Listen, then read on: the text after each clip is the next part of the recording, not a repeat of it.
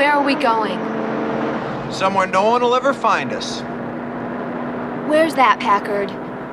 West. California. Santa Barbara, someplace like that. I'm not going. Yes, you are, Carrie. Remember that night when you guys found me with Jamie Hankins? I don't know what you're talking about. Well, think. When you broke in and we had just finished doing it.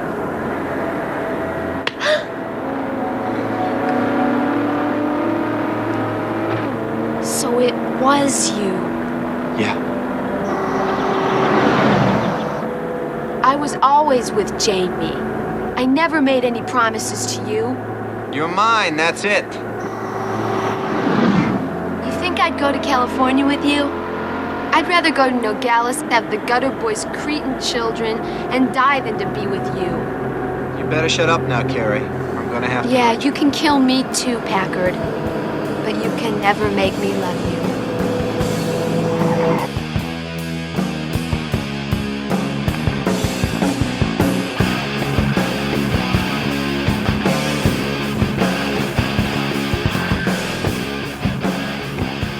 Hey, Adrenalheads, welcome back to the show. I'm Mark. And I'm Frank. And within this podcast, we are covering The Wraith that came out in 1986. Yes, this is a cult classic. This is a movie that came out, I would say, 40 years ago. Right, 86, yeah. yeah, it kind of fits, right? It has Charlie Sheen, Sherilyn Fenn, a whole bunch of other actors that we all know from that time. I thought, what's on my mind? I want to cover a movie that both Frank and I do this and say, hey, give it its just due of a review. So here we are now. Frank, do you want to give us this synopsis? Sure. A high school hero returns from the dead to take revenge against the psychotic drag racer who killed him. The murdered boy transforms himself into a high-tech spirit in black leathers and sets out to do battle with a gang of desert-based car thieves led by the man who destroyed him. Yeah. And now, mind you, everybody, this came out in 1986. Right. And The Crow came out when? Crow was, I believe...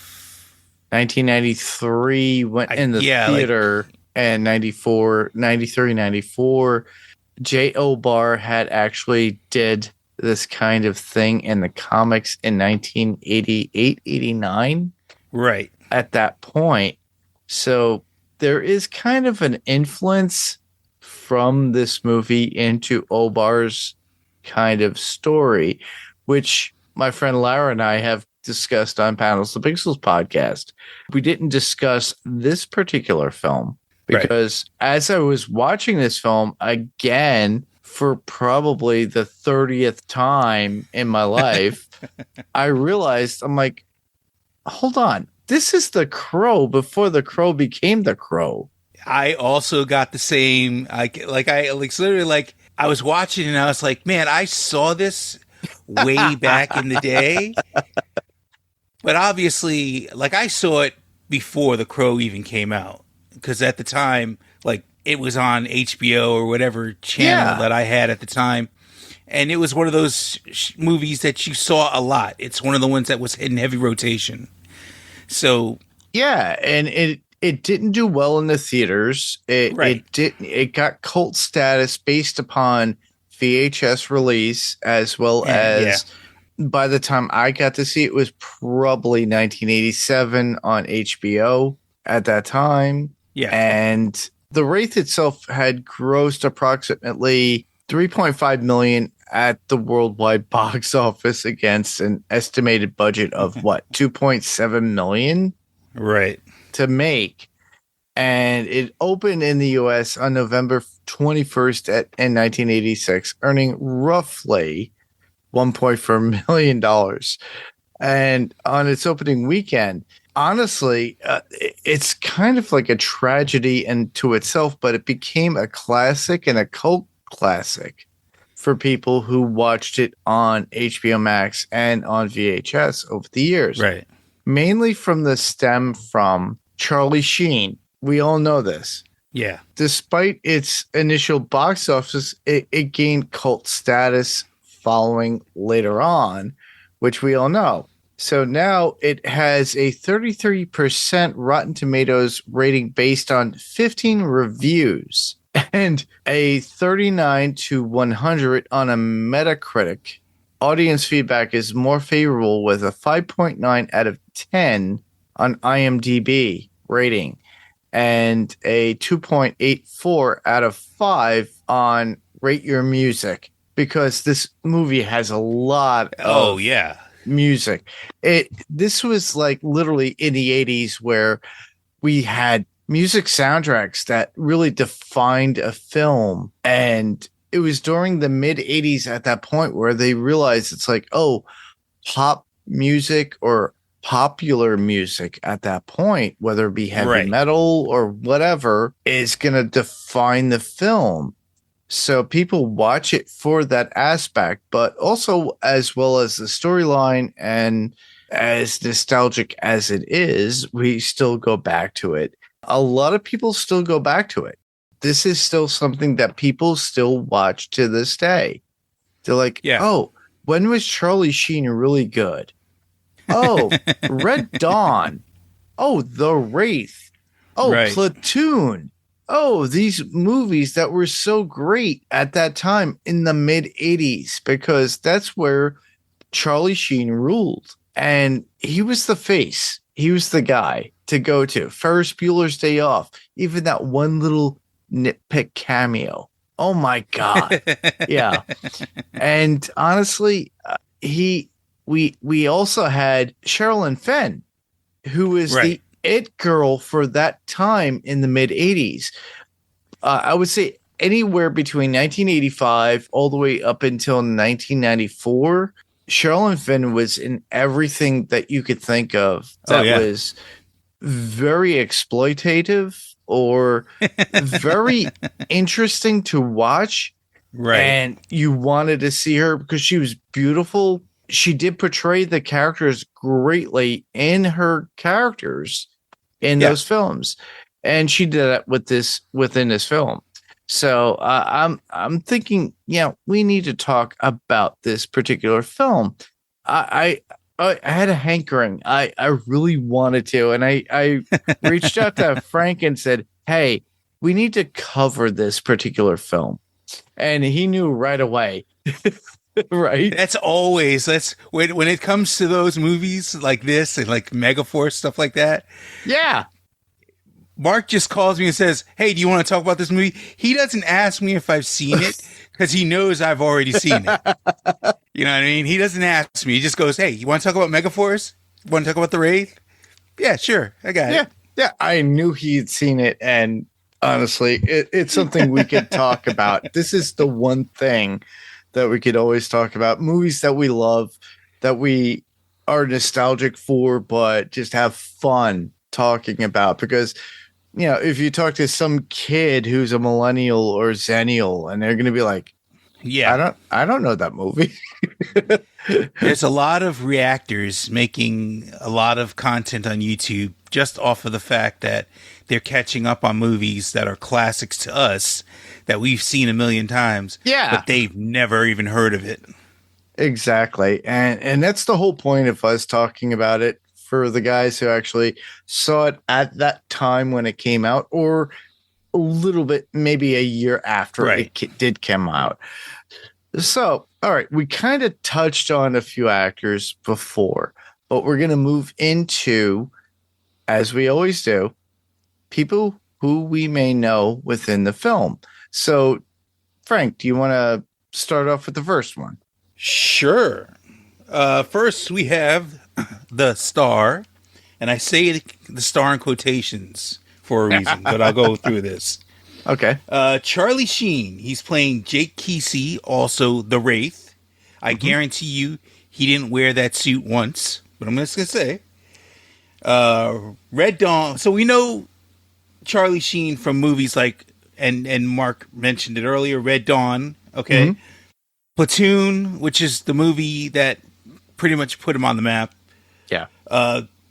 He's also in Grizzly 2 to Revenge. For the people who are going to be listening to this, you've probably seen this movie. Ferris Bueller's Day Off, Wall Street, Young Guns, Navy SEALs, just to name a few of the movies that he's been in. And not only that, but he's also been in a bunch of TV shows. He's been a frequent lover of Tiger Blood. You know.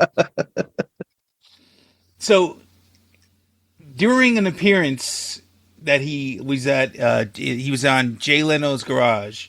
He basically said about this movie, I shot this in a pit stop on the way to the Philippines to film Platoon. Sheen said of the Wraith.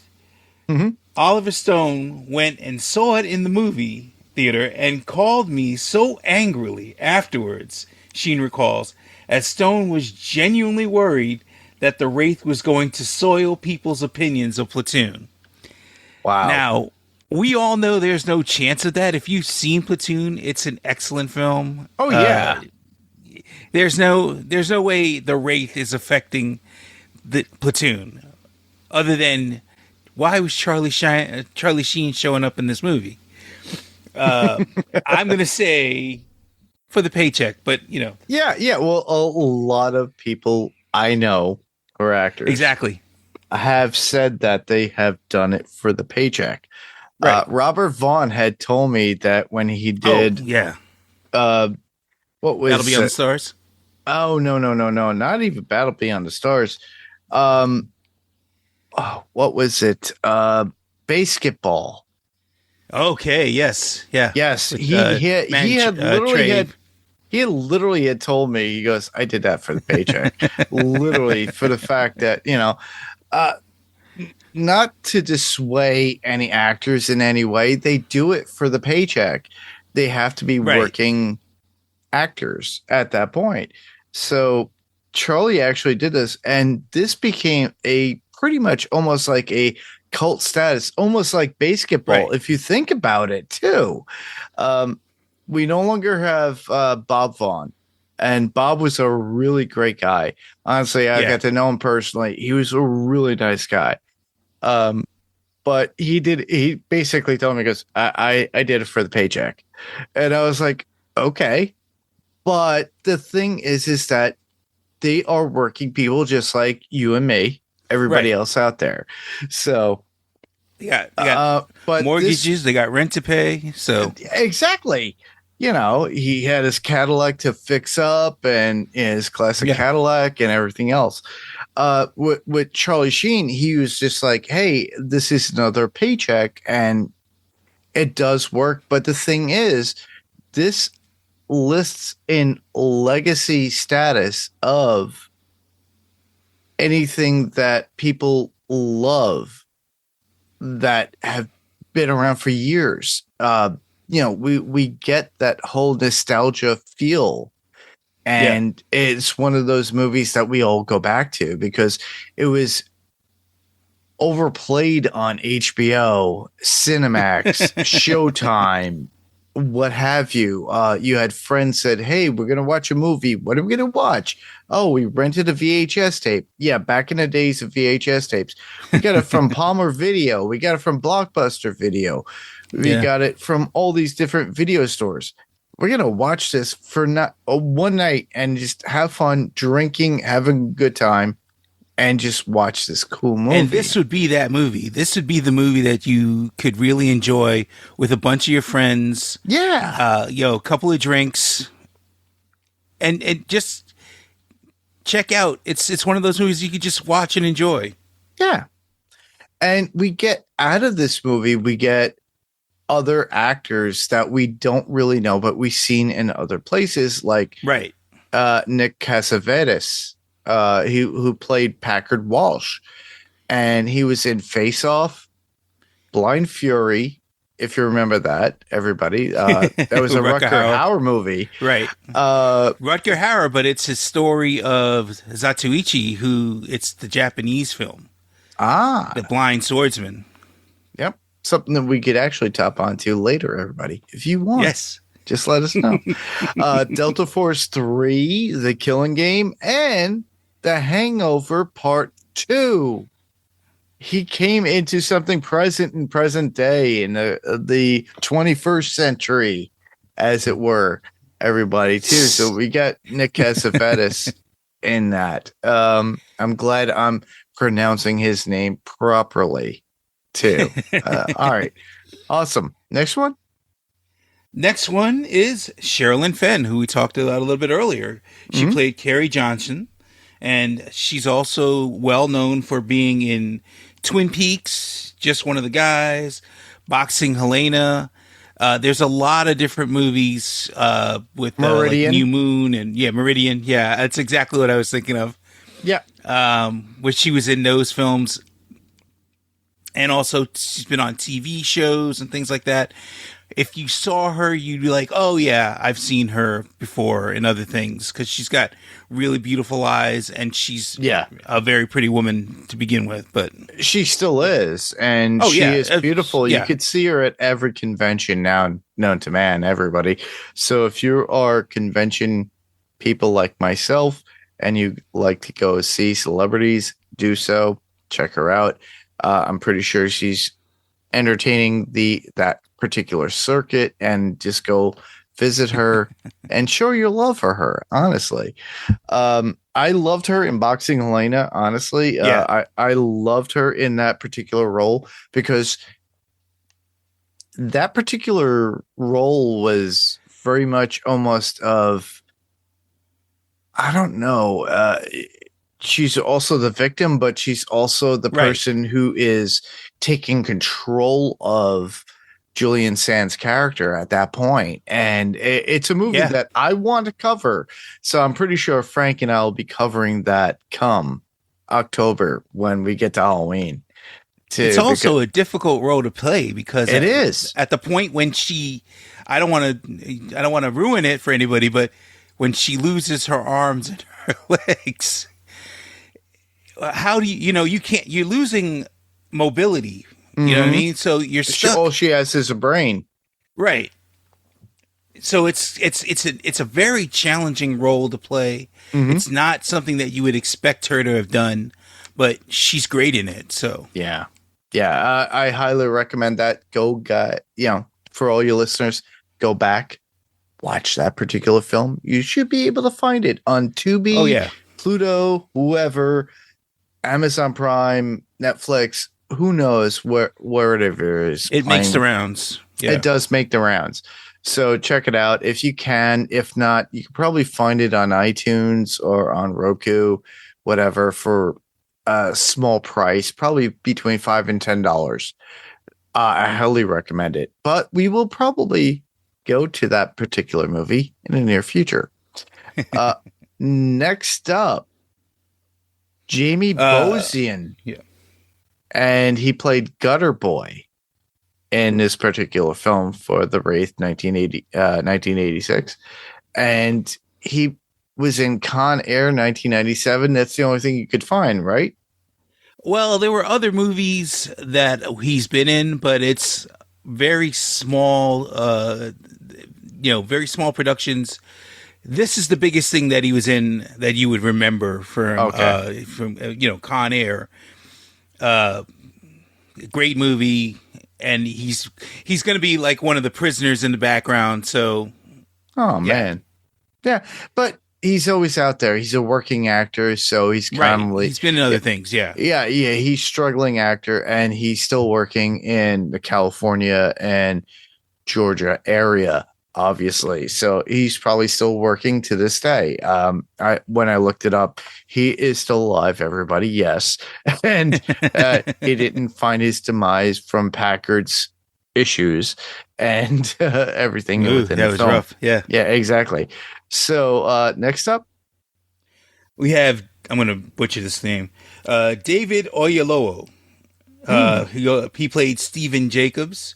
He's also been in Silo, The Midnight Sky, Star Wars Rebels, The Cloverfield Paradox, A Wrinkle in Time, Selma, The Butler, Interstellar, Jack Reacher, Red Tails, and The Help.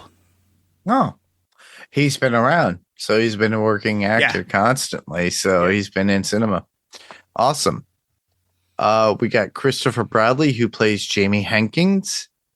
And he was in Waxwork. And I'm assuming the Waxwork that came in the early 2000s. Yes. As we all know. Sundown. Love that movie. It's a really good movie. Everybody check it out. Sundown, The Vampire in Retreat, and The Initiation. And Sundown is also starring Bruce Campbell. Yes. Yeah. All right. Next we got Skank, who was played by David Sherrill. He most would be known for the movies The Rookie, The Arrival, and Mars Attacks. In The Rookie, he's the guy who has the lime green Ferrari or Lamborghini. Really? And like Clint Eastwood is like, it's a crime. The real criminal is anybody who would paint that car that color. It was like just one of the funnier notes in that one where, yeah.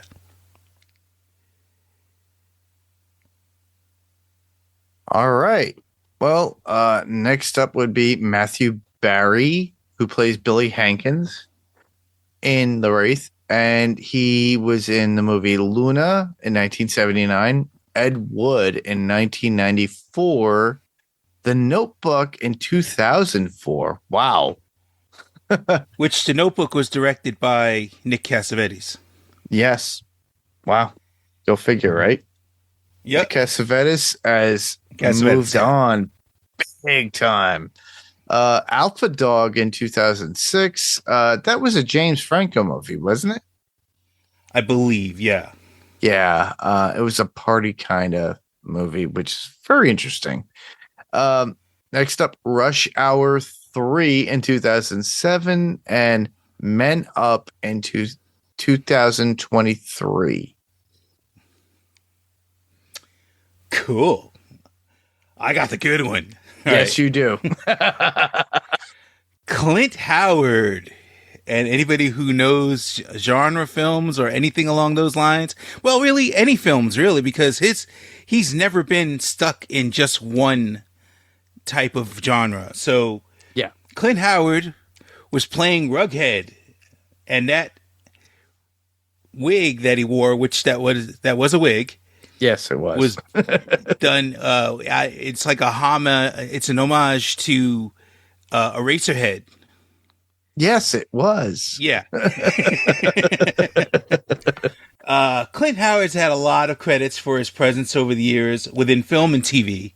Mm-hmm. We will just briefly go over a few based on his presence within Hollywood.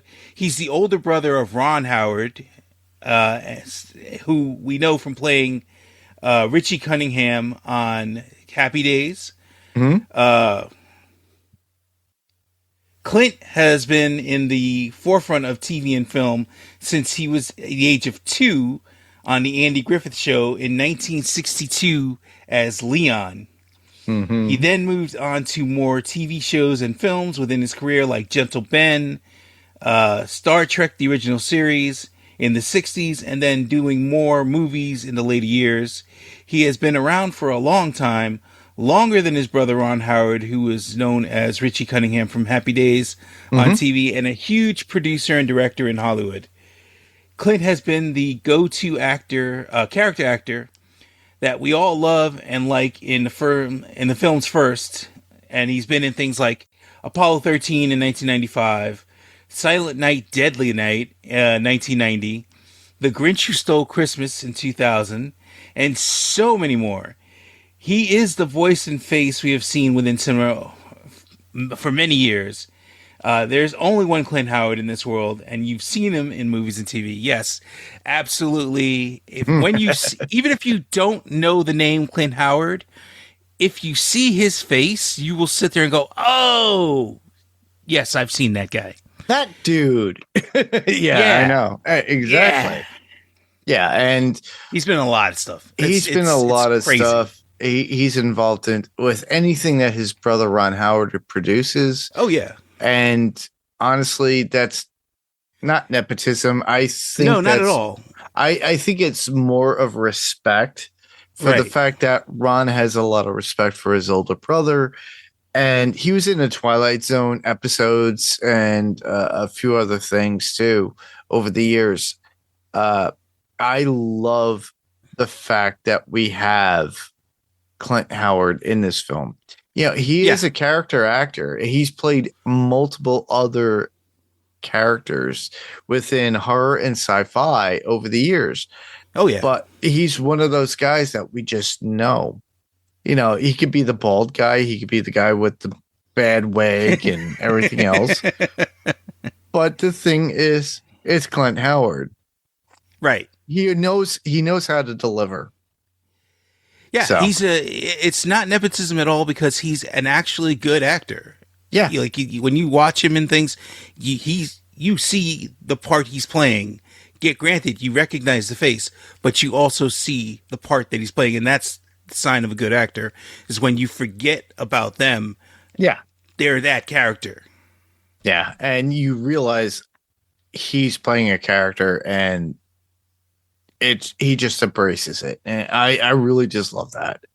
Yeah, you know, uncle to Bryce Dallas Howard, who is prominent in Disney movies nowadays, as well as Jurassic Park movies. Everybody, all right.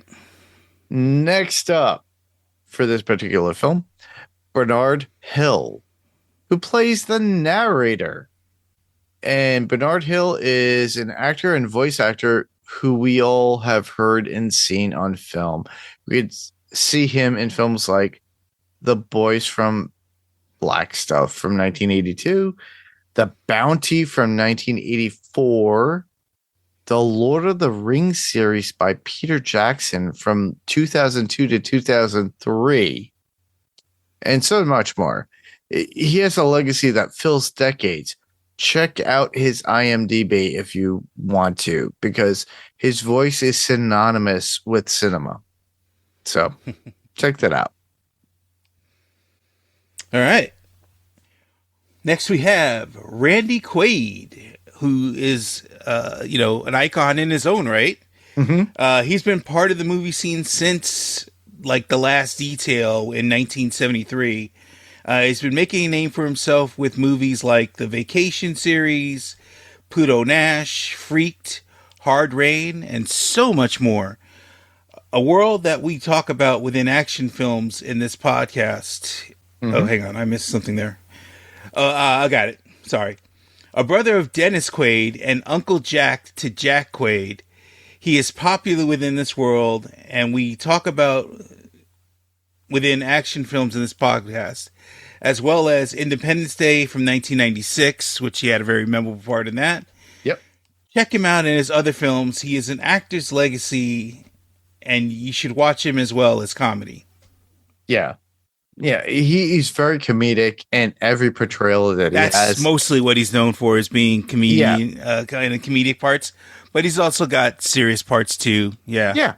Yeah, and this one, he was very much a serious part. He wasn't playing a comedic part in this particular film. And I really like this for the fact that it's like, wow, Randy is actually there are lines that he has that are right. There's lines that he has that are funny, but it's not because he's trying to be comedic. That is true. And I really do enjoy myself a lot of Randy Quaid. Yes. But this one was so serious to the point where it's like, whoa, this is not the Randy Quaid we know. So I was just thrown aback because I grew up on Vacation. I knew that. And I was like, oh, it's Uncle so-and-so. And I was like, oh, no. That's not it at all. He's a hard ass on this one. Wow.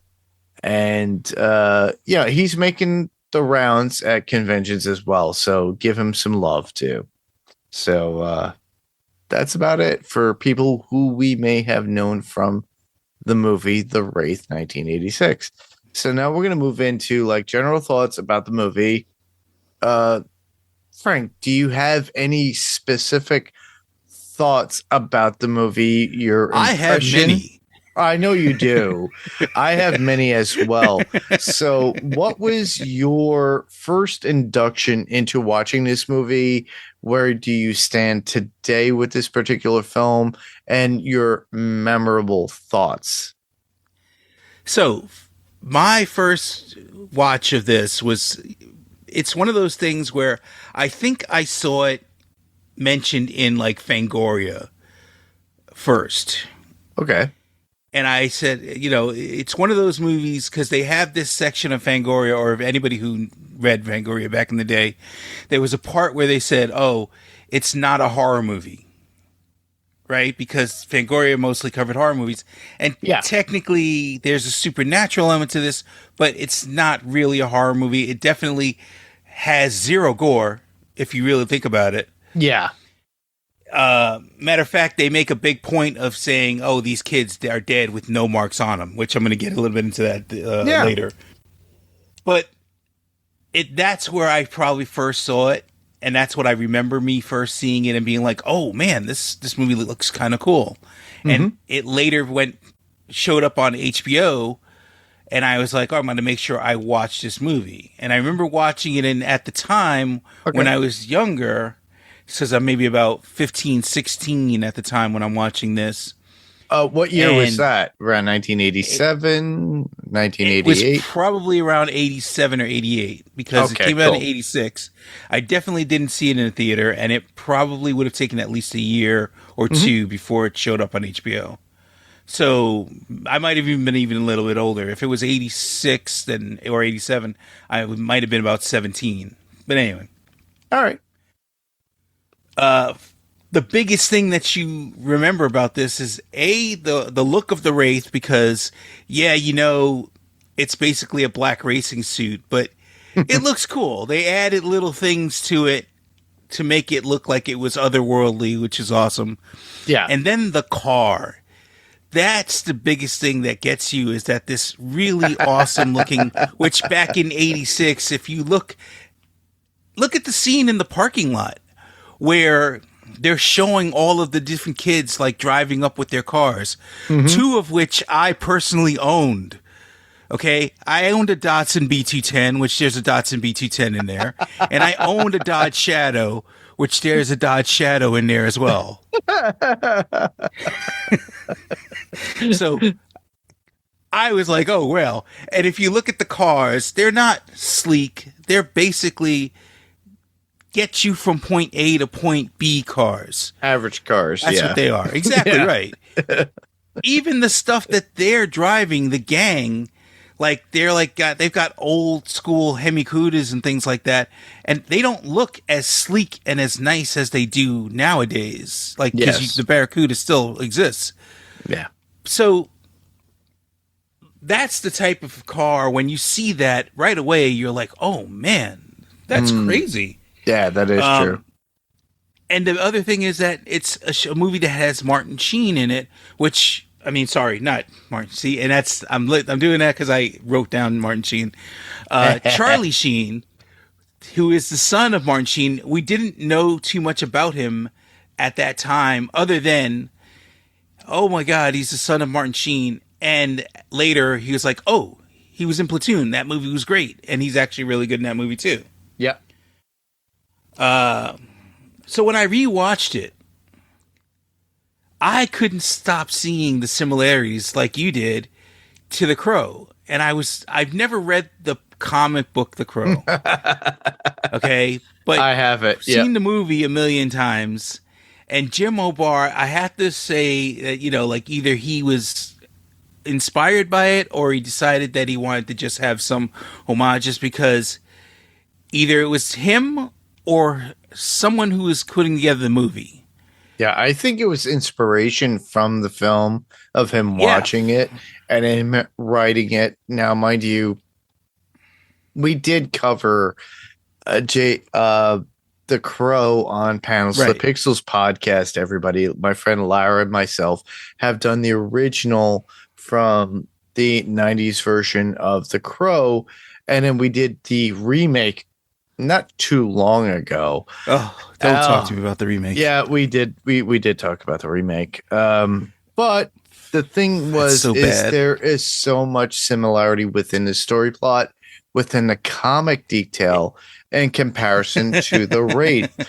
And as I was watching this again, and honestly, when I thought about it, I said, "Hey, let's do this." I watched it, and the first thing that came to my mind, it was like, oh my God, where did I not see this even back in the early 90s when I was watching The Crow? I did not see that when I was sitting in the theaters. I had the same feelings that I did for this particular film that I did see probably within 9 months later on HBO when it came out on HBO, or through VHS copies or rental, and watched the movie The Wraith 1986. And I did not put two and two together. And now here I am. And I brought it up to Frank. And Frank's like, yeah, there is this like comparison right there of story plot. But it still rings through.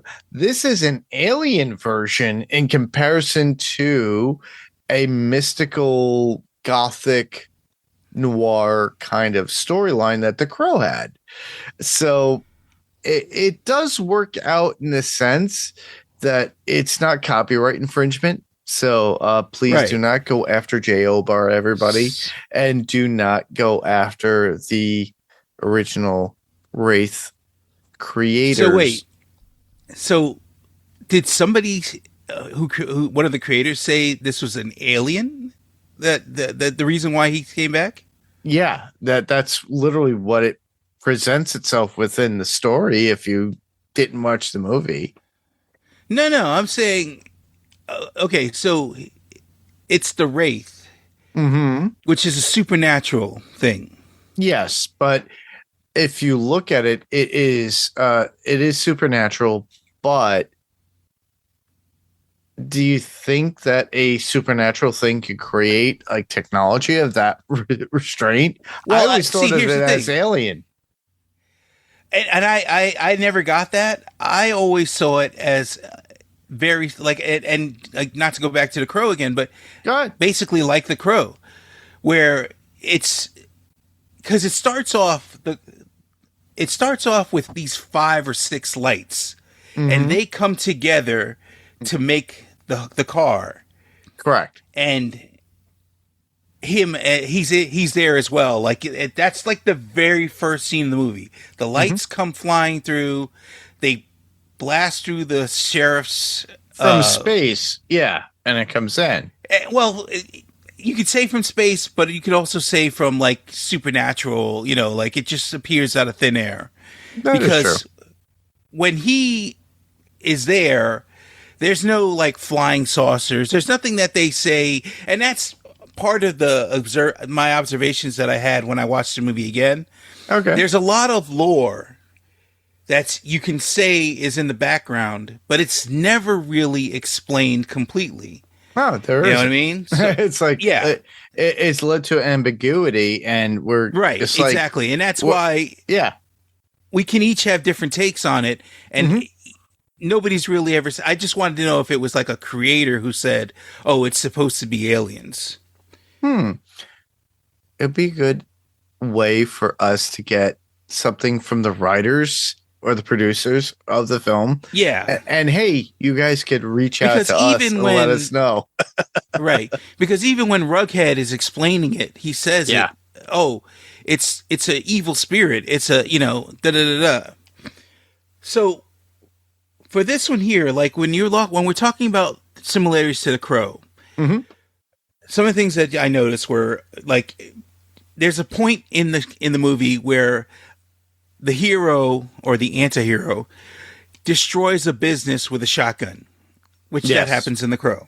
Okay. Yes. There's a character named Skank in The Crow and in this movie. It's Scud. But But this character, the character Gutter Boy, actually talks like Skank in The Crow. Yeah, he does. Yeah. Yeah. So there's that, and then there's the whole reason for him coming back, the murder. There's a point where they show that it's in a flashback, and that's The Crow. You see the murder in the flashback. Yeah. But it's so short, that flashback, and it's also not, obviously not Charlie Sheen, because it's supposed to be Jamie. It's Jamie, but Jamie has a different face, and for whatever on reason, top of that, we get Carrie, who is supposed to be the girl, doesn't look like Carrie in the flashback too, and I'm thinking, was this a quick rewrite or a quick and recording? That's part of that. That feels like it was an afterthought, and to me, because it felt like they watched the movie the first time and they were like, oh, we don't have a reason really why we they say it in they basically allude to it in the script. Yeah. But they never really showed it. And I felt like they had to go back and say, oh, let's go ahead and shoot this scene so that they know why this whole thing is happening. But they couldn't get Sherilyn Fenn or get the original person who played Jamie, who was Christopher Bradley at the time, who played Jamie at the time, within those flashback scenes, to be together at the same time and make it work out. So it's kind of a befuddled memory or flashback scene or visual. Yeah. Yeah. So there's definitely that influence of, either the Wraith on The Crow. I think it's more the Wraith influenced The Crow, because The Crow obviously wasn't out at the time. And even though the comic book was out there, I doubt that they came up with those things like that. Yeah, I think it was an undue influence to J. Obar at that point when he was writing the comic.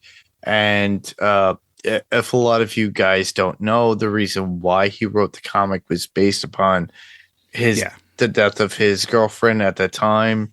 That was untimely, unfortunately, and it was literally his love letter to her about her and him and how his feelings were. It became a legacy thing. So we got The Crow for Brandon Lee back in the 90s.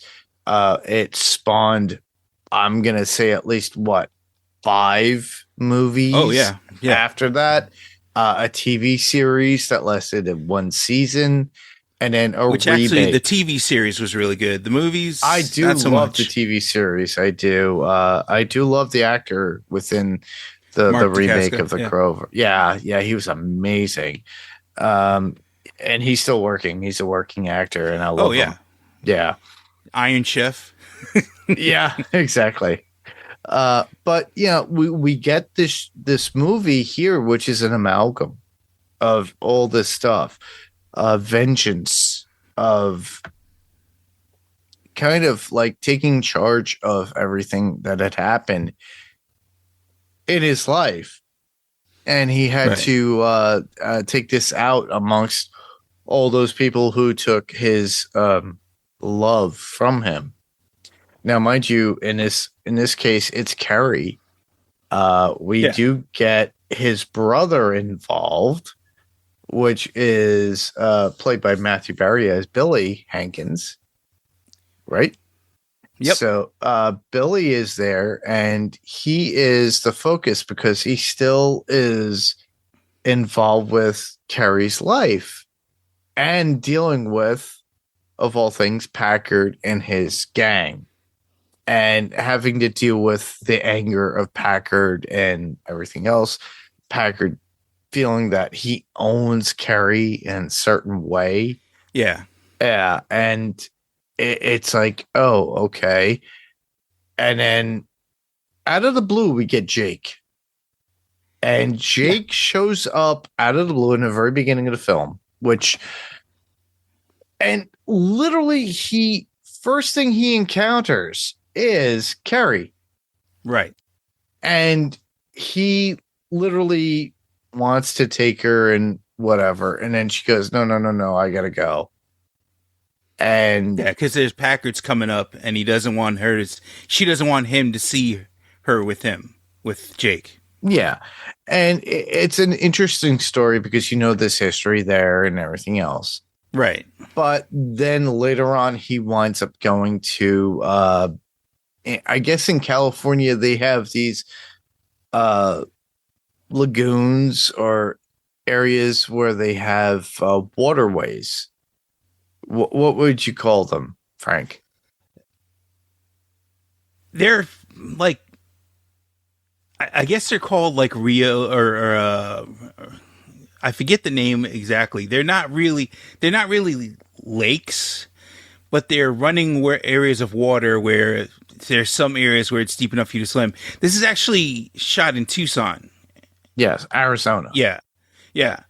So those areas that they've got there, I think it's either arroyos or something along those lines, but they're not really full on bodies of water, like, where you can go on a boat or when you see it in the movie, you can see just how small the areas are because they're like, even when they're in there on these little like floaties, mm-hmm.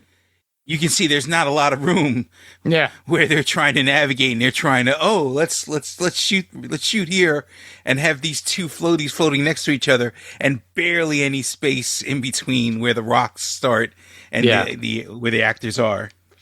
Yeah, it's almost like a cul-de-sac where water is it's basically there. And it's not really a beach area, but it's where everybody goes to go, has fun in the water, and it's almost like considering it is Arizona, it has sand and everything else, so everybody's able to soak in the sun, go in the water, have fun, and very much almost like out of The Last Starfighter too, back in the day, right? Because that was in the Arizona desert as well, where they had areas of locations, and they had a location where they had waterways. I thought it was really cool, and you get to see everybody in their bathing suits, obviously. And then we get Jake, and we get Billy showing up and befriending Jake, and he kind of talks about how Jake sounds like his brother at times. So it's kind of like, oh my God, it's right there, right in front of your face. Why didn't you get it right away? But we also get the scars from Jake around his neck, his back, everything. And like the signs are there of that he was brought back from the dead, but changed. And in this case, in comparison to the Crow, he literally is out in the daylight. And he's able to interact with these people, like verbally, have a conversation, and not really, revealing who he is and why he's there. There is a reason for him to be there.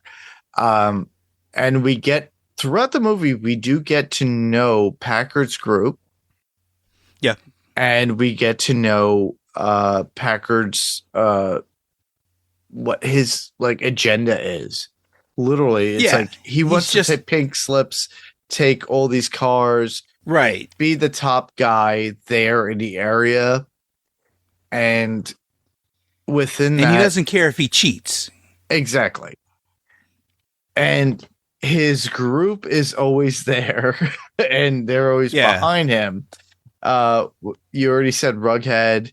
We already have Skank. We already got a boy.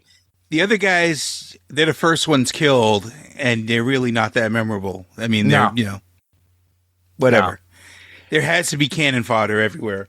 Yeah. So we get numerous road races for pinks at this point. Right. And the first one ends in a result where the car shows up, it's anonymous, and it kind of wipes out the guy.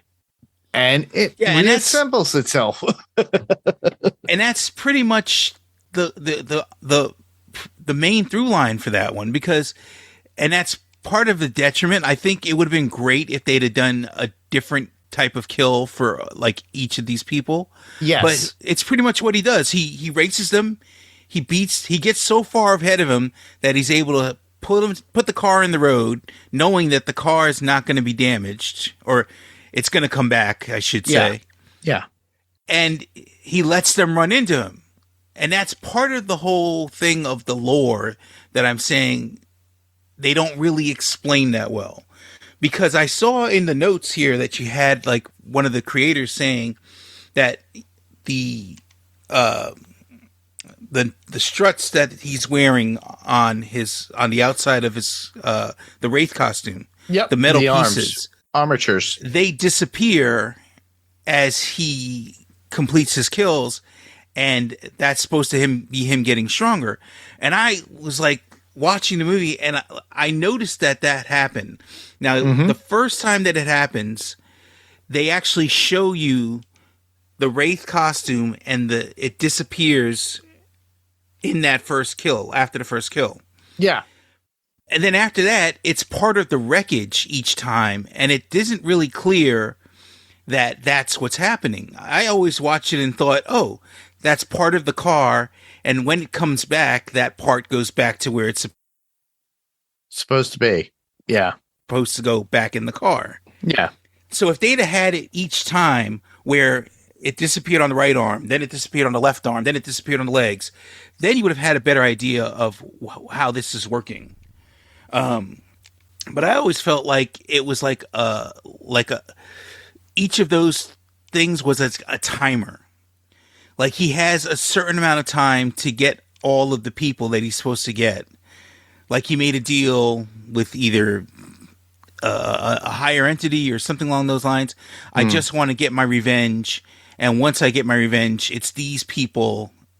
And because they did, again, something similar to that in The Crow. As the Crow gets his people that he meant to get for his revenge, he loses his power over time. He loses his power, right? He starts to get slowed down. Mm-hmm. And I always felt like that was something similar to this, where he was slowing down as he got the people that he wanted to get.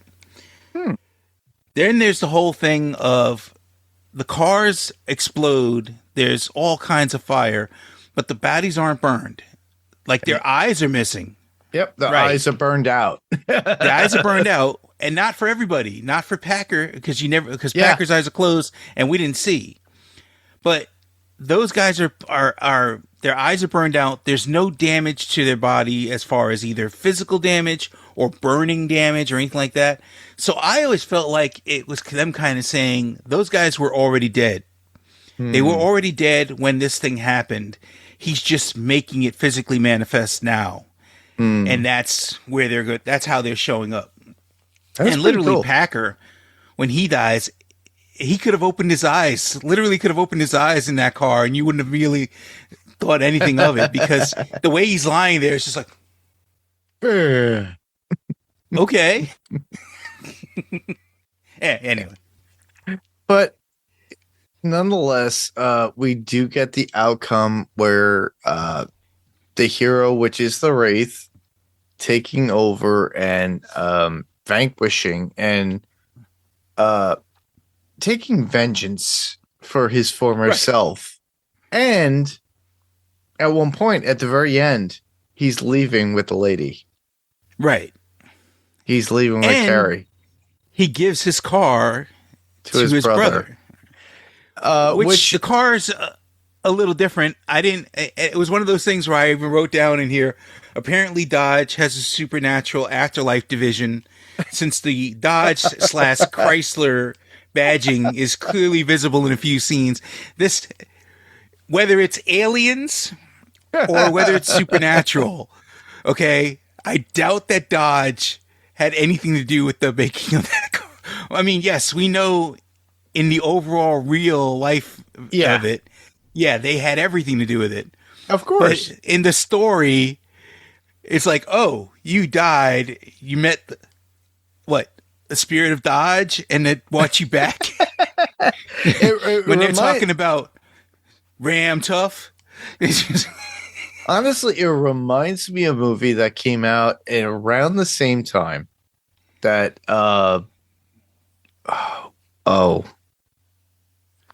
Sarah Connor herself. okay. What's her name? Who Crap! played I was just watching something about Terminator the other day too, and All I right. can't think of it. All right. Wait, This is where we have to brain fart our way into it. Sarah Connor. Okay, we got Linda Hamilton as Sarah that's Connor. it. Yes. She was in a movie around the same time. It was making its rounds around that time on HBO and all these other streaming services, or at that time cable services. Right. I'm forgetting the name of the movie, but What was the plot? the plot was literally around a vehicle that was like a Ferrari based kind of car, but Is it Black Moon Rising? I believe that is it. Okay, with Tommy Lee Jones. Yes, correct. Okay. And it was such a thing that was kind of repetitious on HBO or Yes, that played a lot. and Max at the time, Cinemax at the time. And it was like that it was like a weird kind of movie. Right. That car reminded me of Within the Wraith for that particular movie. And I would not be surprised that they utilized that as a reference point. And that was what they were trying to sell on that time. You know, there were a lot of people out there probably during that time. They're like, oh, I have to buy that car because I have all this money. It's probably worth over $100,000 at that time, during that time in the 80s. And that was the selling point because they have this car within several movies after that. Yeah. There was another movie after that. I'm kind of like, you know, my brain farting as well for other actors and stuff like that I've seen. Yeah. You know, it was like a Lamborghini / Corvette style film. But Black Moon Rising was the one that really, you know, you said it right, right away. Tommy Lee Jones and Linda Hamilton. And I'm like, they were probably marketing in for a cliche or a click thing for that time for people who had that kind of money and put that in a film. And it's like, hey, you know that movie that had that car in it? That was mine. and it's like, there's a few people who have this car, the Dodge M4S. Mm-hmm. Like I think Jeff Dunham has one. Oh my! And there's a few different people who I think there's like maybe 7 or 8 that were made, not made by Dodge originally. These are like kit cars that people put together because they love the movie so much, or they love the car so much, I should say. Yeah. Literally, that's what it all boils around. And if you've got that kind of money, you can do that. Yeah, you got that kind of money to throw away. It's like, hey, throw the Benjamins around. Here we go. I want this car made. I want it to be able to run. Yeah, it's kind of like a DeLorean back in the day for Back to the Future, and everybody had to have one. Nowadays, you got DeLorean enthusiasts that are out there that are trying to recreate the Back to the Future, and they're very popular.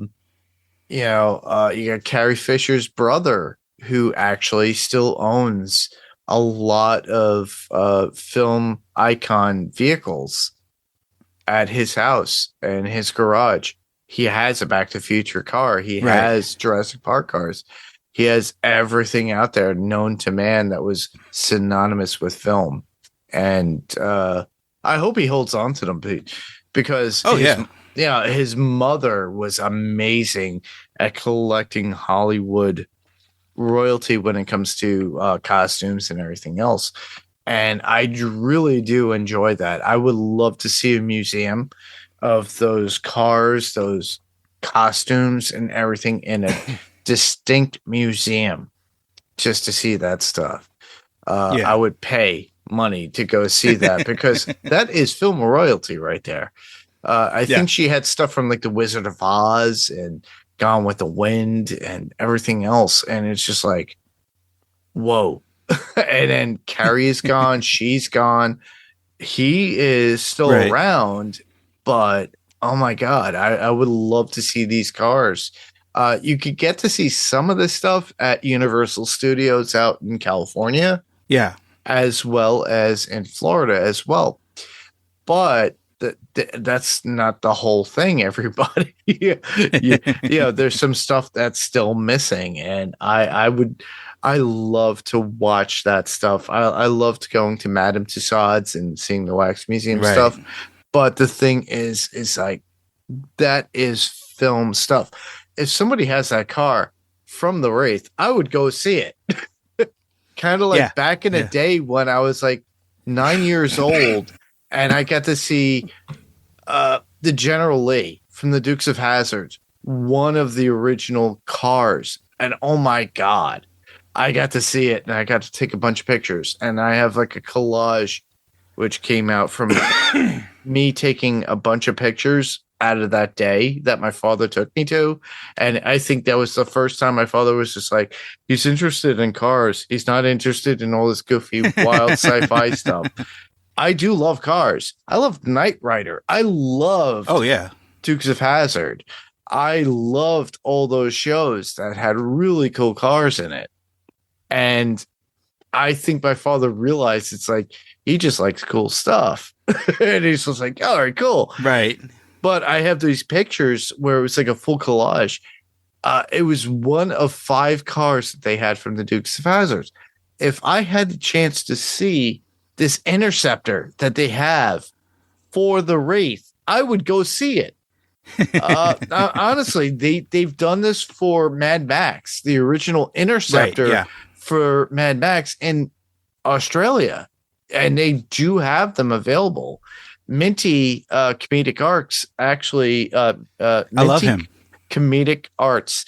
Yeah, he does his YouTube and you and I both watch him. He's amazing, but he got to go there and he got to sit in the car. It was like, oh, we need to go see it. It's like, I've sat in a Ghostbusters version of the Acto 1. I got to sit in one of the Knight Riders and stuff at conventions. They're amazing. It's great to get that cinematic history. I would love for them to do that for the Wraith. This is an avant-garde kind of movie where not many people know of it. But exactly. Yeah. Honestly, I'm surprised they haven't had a remake, but I wouldn't be surprised if they do a remake. I think there might be licensing issues regarding with The Crow. Oh, for sure. At this point. But what came first, The Crow or the Wraith? And at this point, it would be the Wraith. But we'll see. I have really good memories of this particular movie. The one thing that I did not like about this movie, the whole story all the way up until the very end was great until you get poor Billy at the very end seeing Jake driving off with Carrie and Jake. Oh God. Jamie. Yeah. Jamie. It's screaming out Jamie. And I'm like, it was kind of heart-wrenching, but as you watch it, and I've watched this movie a few times over the past week, I did try to do a rewatch party last night, and not many people showed, but I was watching it again alone, and my friend had fell off, and I was just like, oh my God, it just like, it's not bad acting. It's just that It's not good acting. it's at that point where it's just like you feel bad for the character and you feel bad for the actor for doing that. It's like it was one of those in his head going, it was a choice. I did not see my brother right there. The elements of my brother were always there. He was always with me during this time. That was why I was attracted to being a friend to him. And and it was kind of guttural, but it works, but in a sense where you feel bad not only for the character, but you feel bad for the actor to actually have to portray that. And it unfortunately comes off funny. It does, and it doesn't. It's sad. It does and it doesn't. It's funny, just and at the same time, but I'm not trying to make Matthew Berry's like his portrayal and his conviction to that moment in the film to be bad. It's just that I think it was executed badly in a sense of how it was filmed. More than likely, he shot that scene multiple times. You know what I mean? And they, in the editing process, chose that particular performance to put it in the movie. So it might not have been his favorite one. He might have, making a movie is a committee thing. Yeah. You get what the director wants, you get what the actor wants, you get what producers want. And they basically, at the end in the editing, make the decision of which one you're going to see. Yeah. Sometimes they're really good. Sometimes they're really bad. Yeah. I think that this one, not particularly bad, but it does come across like after you've watched the whole movie and you get that last scene, you definitely like feeling like, wow, that's a funny way of delivering that line. Or bland. At that point. Yeah. I find it very bland, and it's not on Matthew Berry as an actor and portraying that character and conveying that. He's actually one of the better parts of the movie because he's one of the few people who, when Packard is doing things, he's like the only person who really stands up. He's the one person that you do care about throughout the whole film, that you watch as he's going through all this stuff. And at the very end, we give him this bland kind of ending. I felt so bad for him when he was working in the restaurant. The burger and there's joint. All that smoke in there, and he's still trying to act with Dennis Quaid, or no, not Dennis Quaid, Randy Quaid. Randy Quaid. Yeah, Randy Quaid. And he's trying to like deliver his lines, and you got to say to yourself, that couldn't have been optimal for you speaking. You know what I mean? No, not at all. By the way, too, with movie locales back in that day, too, that burger joint is probably still there somewhere. Yeah, it probably is. And this is where I implore my friend Sean, who does a lot of stuff for like film stuff. Go out there, find that particular burger joint, please. Oh my God. I love how we get YouTubers out there, the Grim Life Collective. Oh yeah. And we get all of them out there. I love Scott on Tape. Please go out there, find that burger joint for this particular film. I really want to see that, because is it still around? Is it like a still hole in the wall and it's still there, still dressed up? It might be a little bit different. Those places sometimes have the best food. Yeah. Sean Clark, I know you, Sean. I've met you a bunch of times. We've hung out, and you're a great guy, and you have a master collection of like props and everything. Please go out there, do that. I would love to see what happened to that burger joint for the Wraith. It's not a challenge in any way. It's just a wish of mine. Please, because I've been to Arizona. I've been around, and I've drove around in the West Coast at certain points, and I probably passed it a couple of times in my Nice. travels. But please let us know. All right. So All with right. that, let's move on to what do we Favorite have? scenes. Well, we already went in through some favorite scenes, but go ahead.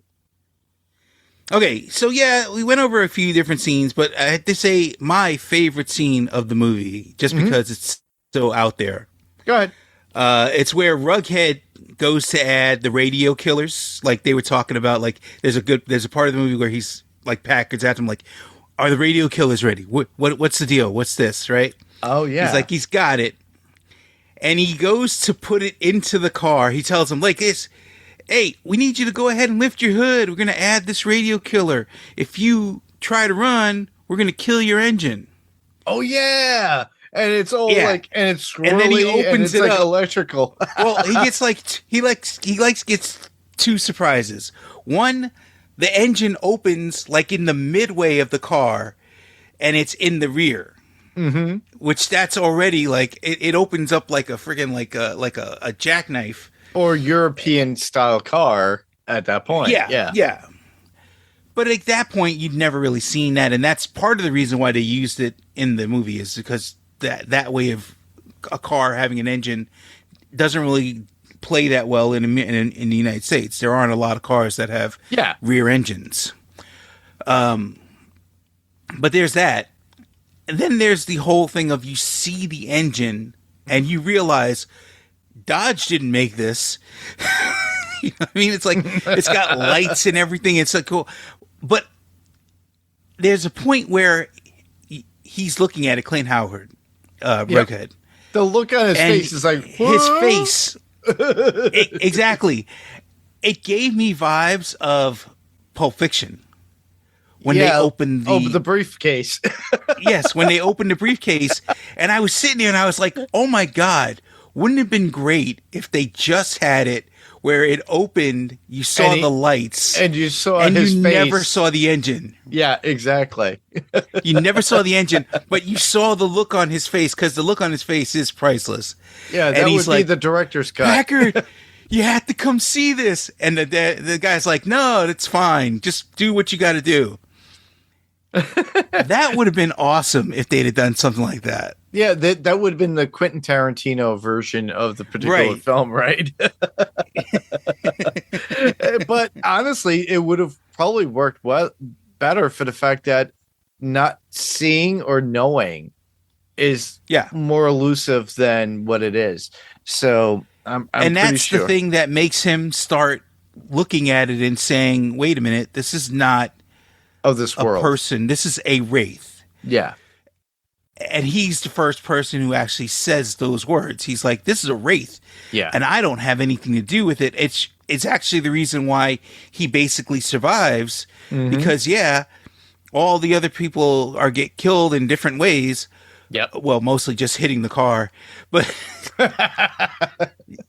he ends up getting away, even though yes, he's involved in most of the things they did, but when they showed the recap of the murder, he wasn't there. And he specifically says to Seraph, I don't want to get killed for something that I had nothing to do with. Exactly. He didn't know. He knew when they got rid of the body, but he wasn't part of the actual murder. So correct. So that was my favorite scene. My scenes, well, you can just say it. all right, I'll just say. Is there? There is a couple of scenes too. Skank. Oh no, I'm in my quotes. Why am I in my quotes? All right, so the introduction was always interesting to me with the lights coming in, right, and folding in. Creating the car, and that's how the introduction of the movie was.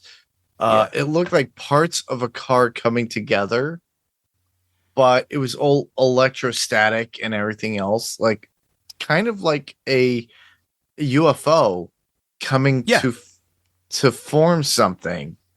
and it destroying the billboard of Sheriff Loomis at that point. I thought that was Right. amazing, showing that Sheriff Loomis was always a point of person or importance within the film, which he was. So Randy Right. Quaid's character was very much important regarding getting justice for what was going on.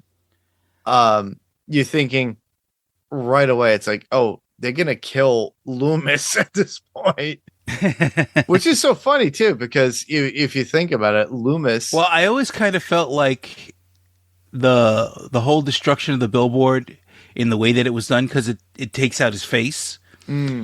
It's kind of like, you didn't solve my murder, which it was probably really easy to solve this murder. Granted, in 86, we didn't have the kind of forensics that we have now. Yeah, exactly. But I don't think you needed that so much to get this case solved. Everybody pretty much knew it was Packard. Yeah, everybody knew in town. Yeah. And everything. The only other thing I had that I really liked within the film was the car and the bike. Right. They sounded so electric to the point where they didn't make any noise. They didn't have the motorized noise that you usually get from a heavy engined car or a motorcycle. Even when Jake shows up to get Carrie, it's so quiet. Even she says it at one point.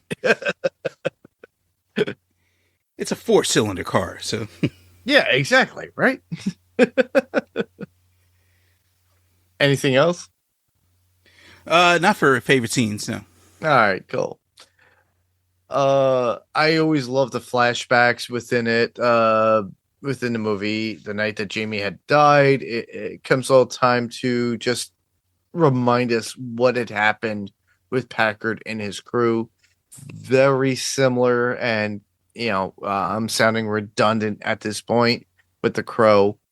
Very similar to what Fun Boy and the rest of the crew. It's hard not to compare. It's hard not to compare, especially if you've seen them a bunch of times. And it's just like right out of the comic and right out of the movie.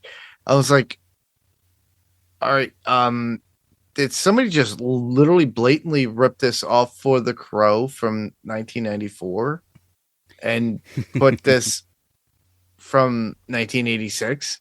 So they went 8 years later to, or technically 7 years later, as they were recording The Crow, and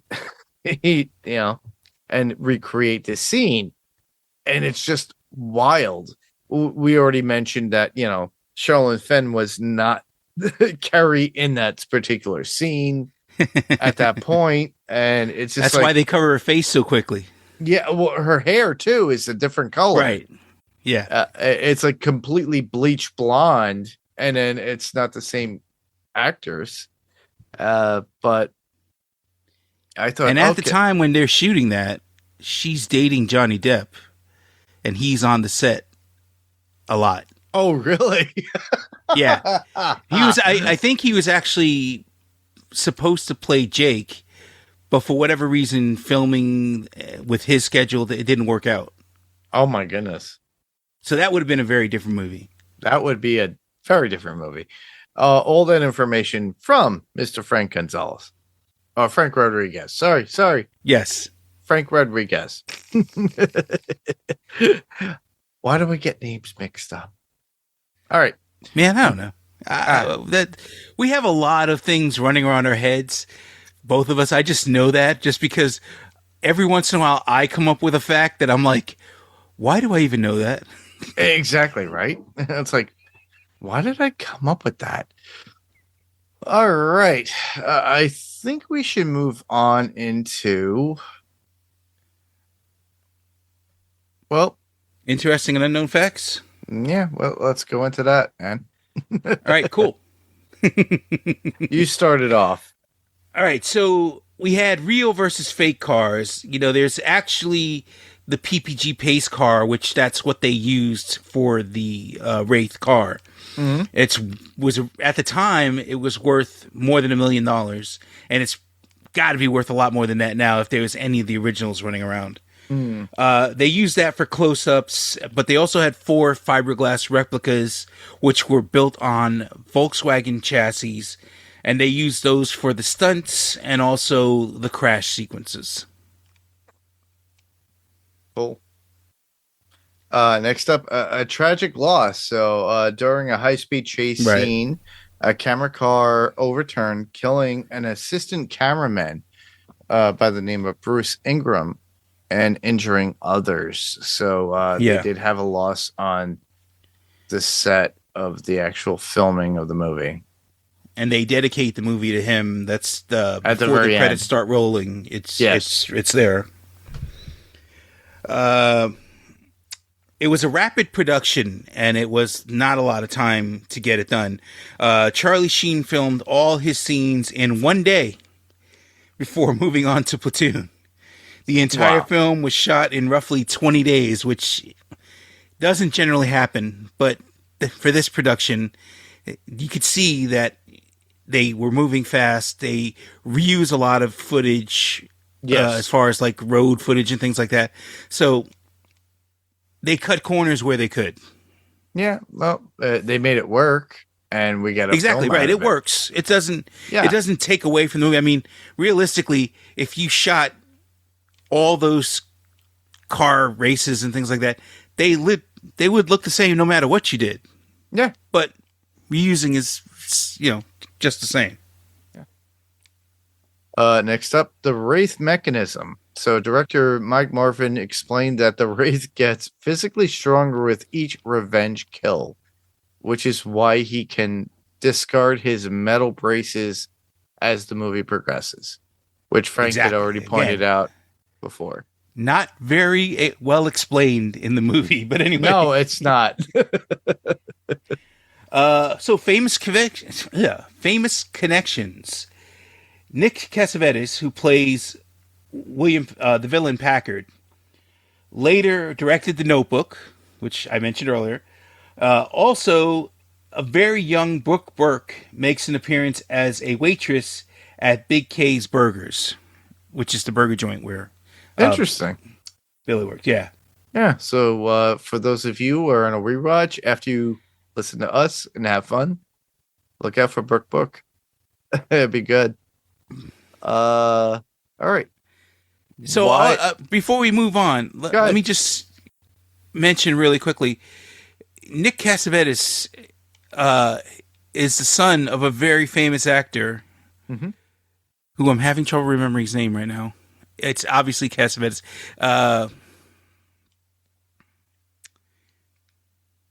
We could look that up easily. We have time. Okay. And his mom, if anybody knows, John Cassavetes. It's John Cassavetes. John Cassavetes and Jenna Rollins. Jenna Rollins is his mom. Oh, wow. Who, if you've seen Gloria, which is a huge genre, like it's one of the movies that we would know. Gloria is his mom. Yeah, wasn't she in The Notebook too? I believe she was. Yeah, she played the love interest of the lead actor who was older. It's been a while since I've watched The Notebook, and I only watched it because my wife made me watch it. Oh, I got roped into that too, my friend. I had my girlfriend at the time and my sister and a friend who's a female saying, we have to go see this movie. Oh, yeah. We had to go see it in the theater. So Jenna Rollins was in there. So was James Garner, who played the young Noah Calhoun. And the older Noah Calhoun. The older, right? Yeah, yeah, and had to tell her the story over and over again. So yeah, right. To me, I was just like, the first thing I thought when I went to go see this in the theater, The Notebook, I was like, oh my God, why am I here? Oh, it's like, oh, my girlfriend at the time, who's a librarian. And it's like, oh my God. And my sister's there with me. I'm between literally my sister and my girlfriend and my girlfriend's friend, who's a friend of mine still to this Right. day. And Bridget's like, oh, they're all crying. And I'm like, oh my God, why am I here? I was lucky to just have to watch it on cable. I watched it in the theater when it came out. Now, mind you, am I complaining? No. But the thing is, No, it's a good movie. True romance movies is not the one thing I want to see with my sister. Exactly, right. And a girlfriend at the time, and then my girlfriend's friend. And having to drive back and hearing the conversation between all the girls about love and romanticism. And I'm like, oh my goodness. But, Cassavetes did a great job with the book and narration and how he created that film. It was up for awards, I believe. And you know what? Kudos to him. Made my life uncomfortable, but I had to see it, but I did see it. Have I watched it since? Not really. Yeah, Yeah, I do like Ryan Gosling. Yeah, no, he's good in most of the things he does. There's very few things that he's and the female actress is amazing too. Justin Help was amazing. Is it Amy Adams? No, it wasn't Amy Adams. Who was it? Rachel. Oh no, Rachel McAdams. She was in Just Send Help that just came out recently by Sam Raimi. And Rachel is amazing too, by the way, in it as well. So you got Ryan Gosling in The Notebook, as well as Rachel McAdams, James Garner, Gina Rollins, James Marsden, and and Joan Allen as well. All right, just not to plug a romantified film that we don't really cover here. Yeah. If you guys really want to do that, it has 7.8 out of 10. It's on IMDb and 54% on Rotten Tomatoes. So if you're in the romantic mood to get your lady or your boyfriend into this, because if you're a true adrenalhead like us, you don't go for those films. I'm also being told I'm a mush because I like romantic comedies. I'm a rom-com fan, and which is funny too, because my friend Jamie Dimmick says it a lot about me. But yeah, it's a good movie. It's worth checking out if you, especially if nothing else, to see how they approach it and how he directed it from the book. He did a really good job. Yeah. So check that out. All right. We'll move on to the next one. Why the MFS? ? The film highlighted the Dodge M4S to prove a 4-cylinder engine, turbocharged, could challenge V8 performances. So apparently they utilized this to make sure that a 4-cylinder engine vehicle could outperform an 8-cylinder vehicle, which has been synonymous with a lot of car movies out there. If you'll remember from like the late 60s all the way until the 80s, everybody was like a V8. You have to have a V8. It's got, right. So now it's like a V4. So it was really to challenge that at that point. Yep. There's a continuity error in that Packard's Corvette shows that there's damage at the burger stand when you see it, and then later in that same scene, that damage is gone. Yes. So there's a very visible continuity error. There is. I noticed that too, because you see the smoke rising from it and it kind of disappears, and then they just move on. I think that was something that they edited out and then edited back in to go. It's like, oh, well, it's worked out. Let's go. Yeah. Yeah, that's a for what we have for interesting and unknown facts about the movie. Uh, with this movie as a classic as it is and legacy for it is, within the 80s, we had a lot of movies that had a great soundtrack. So Yeah. there's a lot of 80s feel within the movie that has music that throughout the movie you get in key scenes. So, And I feel like we can thank Miami Vice for that.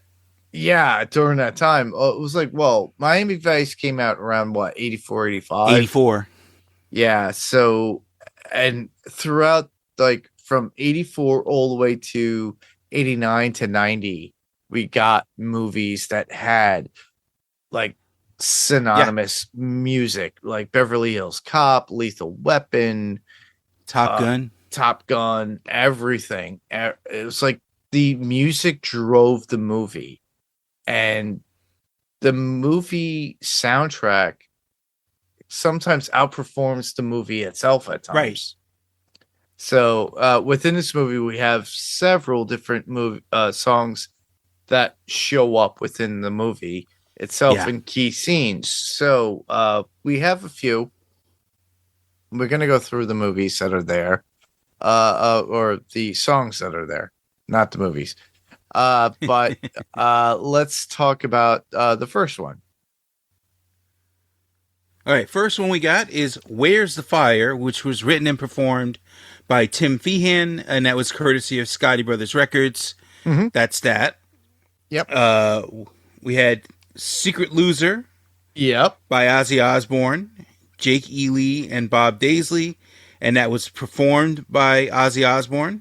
Which was a premiere for that year too, everybody. The Ultimate Sin literally just launched that year. So with that album and this movie coming out at the same time, it was synonymous. So they were able to work in conjunction, and it worked out. There's a one that's missing the name, but we'll move from that one. Yeah. Wake Up Call, written by Arthur Baker, Tina B, and Tommy Mandel, and was performed by Ian Hunter. Yep. Smoking in the Boys' Room by Cub Coda and Michael Lutz, performed by Motley Crue. Smoking in the Boys' Room was a huge success. During the mid-'80s. Yep. Another one that was really big in the 80s, Addicted to Love, written and performed by Robert Palmer. Was okay. It was written and performed by Robert Palmer and by Nick Gilder and Eric. Was it written by? Yeah. And it was performed by Lion. I'm gonna say we got these kind of mixed up here. Yeah, I did. Okay, it's all right. All right, it's all right. Addicted to Love. Everybody knows the song Robert Palmer. Exactly. Song. All right, there you go. It's definitely Robert Palmer. It's Addicted to Love. There was Those Were the Days by Ray Coburn. Was performed by Honeymoon Suite, and it was courtesy of WA Music of Canada Ltd. Yep. Never Surrender by Never Surrender. By Norman Swan and Douglas Aldrich, performed by Lion, just the same, courtesy of Scotty Brothers Records. Matter of the Heart by Adam Mitchell and Philip Allen Brown, and that's actually performed by Bonnie Tyler, very big at the time, courtesy of CBS Records. Bonnie Tyler was very huge back in the early to mid 80s back then, so it was great to hear her. Like I said, these soundtracks are synonymous with these movies, and you could find them on Spotify. All you have to do is look and search for the Wraith soundtrack, and you'll find them on Spotify. Hold On Blue Eyes by Hayden Gregg, Mark Tiemens, and J.D. Souther as John David Souther, performed by Lamarca, courtesy of Scotty Brothers Records. Just the same. Then there was Rebel Yell, who is done by one of the biggest artists ever in the 80s. Billy Idol, and Steve Stevens, and it was actually performed by Billy Idol, courtesy of Chrysalis Records, Inc. Yep. You got Young Love, Hot Love by Randall Nicholas, performed by Jill Michaels, courtesy of Scotty Brothers Records. A lot of this is of Scotty Brothers Records, so they had some sort of contractual thing regarding this, but it was motivated by such. And then the last one we got here is Bad Mistake by Jeffrey Wilson and Steve Woodard, and performed by James House.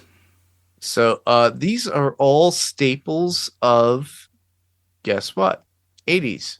And these are 80s style music, which is amazing too, because it just shows that, this movie is generational at this point. It's part of that generation that we grew up in, Generation X. We were growing up within that time.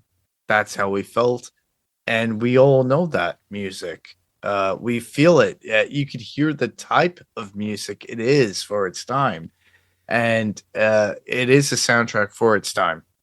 And for a soundtrack for that particular movie, too, everybody. And then a quick trivia note, just because we mentioned Billy Idol. Yeah. And I said I was watching something the other day about Terminator. So for Terminator 2, the original person that they wanted to play the T-1000 was Billy Idol. Really? Yeah. The first person. And then it went to Lance Henriksen. The first choice they went to... No, they went to Robert Patrick.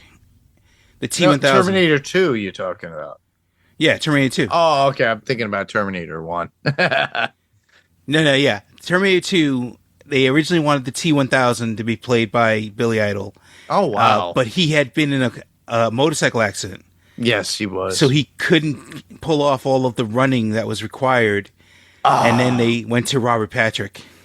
And in an alternate universe, there's going to be a movie of Terminator 2. Oh, yeah. And it's going to be Billy Idol.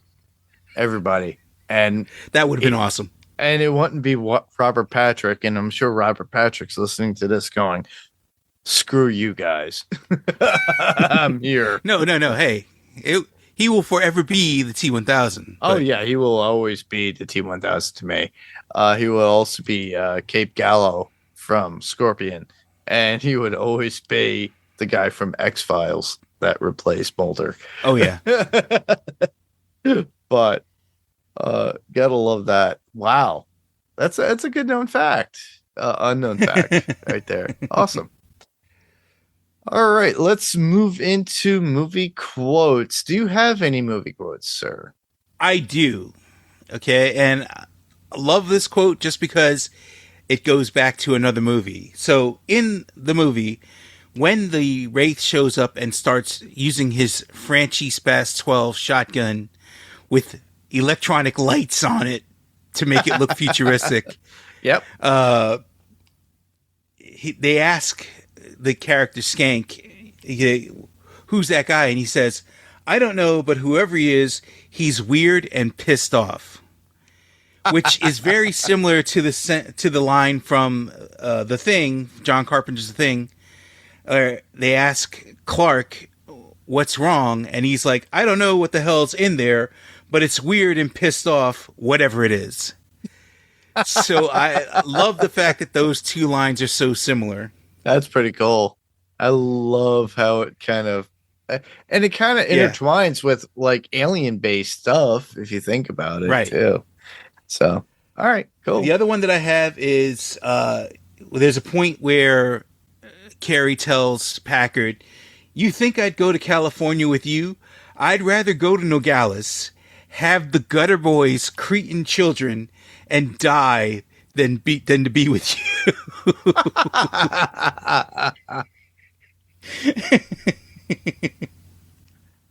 Is that all you got?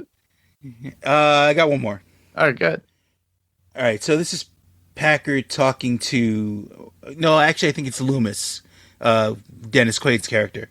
Mm-hmm. Well, you listen good, Skank.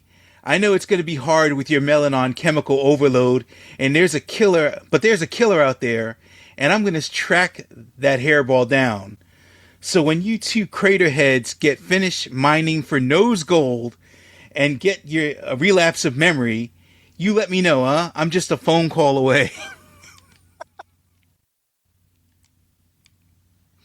Oh my goodness. Yeah, there you go. I have a few myself. Okay. One's from Sheriff Loomis saying, "You listen to me, you son of a bitch. There's a kid out there using his car to kill people.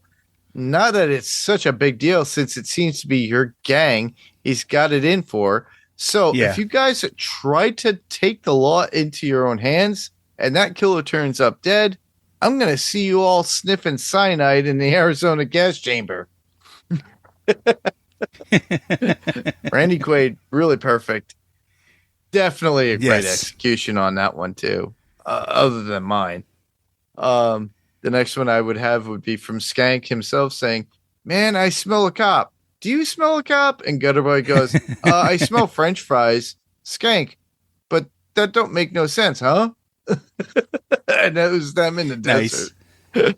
Yeah. Next one would be from Loomis saying, "I don't need a warrant when I have this badge." Gutterboy going, Right. "But we know our constipational rights, sir. Our You can't constitutional just rights. come in here and blah, blah, blah." Yeah. Yeah. And then the last one I would have would be Gutter Boy about Sheriff Loomis showing up at the dump for military field and stamping "okay, fly" on plane, saying, "I smell Right. French fries, but that don't make much sense, does it?" It was like kind of a redundant thing, but I thought it was hilarious. He just keeps stamping that thing on the wings It's like an idiot. it's kind of funny just because the fact that it's such a weird, like, I've seen those types of airplane graveyards Yeah. in different places, but you never think about who's working there and what are they doing with that stuff, because literally I feel like he's stamping it because, granted, they're in pieces. There's no way they're going to fly. Exactly. But you could take those parts and possibly recycle them and Correct. use them on a plane that you were building. So, Yeah, it kind of reminds me of the movie My Science Project, yes. if you remember that, everybody. Yeah. Oh, for That's sure. something that we will eventually talk about too, because that was a Dean long Stockwell, Fisher Stevens. Yeah, and I thought that movie was so original for its time, Oh, yeah, for sure. and I really highly recommend it. So little homework for you guys if you really want to. Just go find My Science Project. It's ahead of its time. That's for sure. Yep. All right. Well, that's it for me with what I have there. We didn't get any feedback, so I did post this out, everybody. But we're at the point in the podcast because we pretty much ended the episode of what we're covering, of the movie we're covering. Yeah. Well, where can listeners hear you, Frank? Well, it depends on who asks me to show up. I don't have my own podcast, but I frequently appear here in Adrenaline Cinema, Panels to Pixels, and also Filmtropolis if we ever get around to recording anything else. So Yeah, exactly. You could hear me as well here on Adrenaline Cinema Podcast, Panels to Pixels Podcast, Kaiju Cast Podcast, as well as the Pyrocore Entertainment Podcast. Generally, what I do with Filmtropolis, I put it on the Pyrocore Entertainment Podcast. So that's what Frank was just mentioning. So, I try to get all my friends involved. Frank Rodriguez, who you know here, Rob Moda, Adam Gonzalez, myself, Steve Brown himself, as well as Becky and the rest of the crew. We're going to be doing more stuff with Adrenaline Cinema Podcast in the coming months. We got the Vampire Lestat. Check that out on Adrenaline Cinema Podcast when we do advertise that, when the show does start. So check us out. We'll probably be reposting that on podcastka.com as well. But as I mentioned before, I did submit some sort of image for you to send feedback. We didn't get any, But for you to submit any feedback or theories, all you have to do is go to our Facebook group, facebook.com/Adrenaline Cinema Podcast. We have an image, usually what we're going to be covering, which I did here. All you have to do is throw your thoughts in the comments below the image. If not, you could send them as a message. I'll get them the same way. You could send it an email. All you have to do is send that to adrenalincinemapodcast@gmail.com. Literally, all you have to do is write out your thoughts and then just, we'll read them the next time we're on. It doesn't have to be about the one that we're covering at that time. It could be about something we've done in the past. Same thing with audio or anything. You could record yourself. We have these nifty, cool devices out there, whether it be a computer or your phone. You could record yourself and then send it as an attachment. And guess what? Your voice could be heard. You could be on the podcast and your voice could be heard. Whether you could be complaining about me, Frank, or anybody else, or talk about what we're covering or what we already covered as well. And we'll play it and we'll give our thoughts. We can be heard on Apple Podcasts, Spotify, or whatever podcast player of choice. Obviously, there's going to be a rating or review. All you have to do is just do so. Give the rating or review. 5 stars are always welcomed, as well as any thoughts on your point, because comments do make a point, everybody. It does. Obviously, go there and do that. And if you want to seek out more of the stuff that we do, all you have to do is go to PirateCoreEntertainment.com, find out about all the rest of the podcasts and streaming content that we do on PirateCoreEntertainment.com. Follow us there. Click the links, follow us. Same thing on YouTube, Adrenaline Cinema Podcast, found on YouTube as well. Ring the bell, do the stuff. We all know that deal. But anyhow, that's our episode right now for this particular podcast. I just want to thank everyone for listening. I'm Mark. And I'm Frank. And this was Adrenaline Cinema Podcast. And we'll see you the next time we change the reel. Good night, everybody. Bye.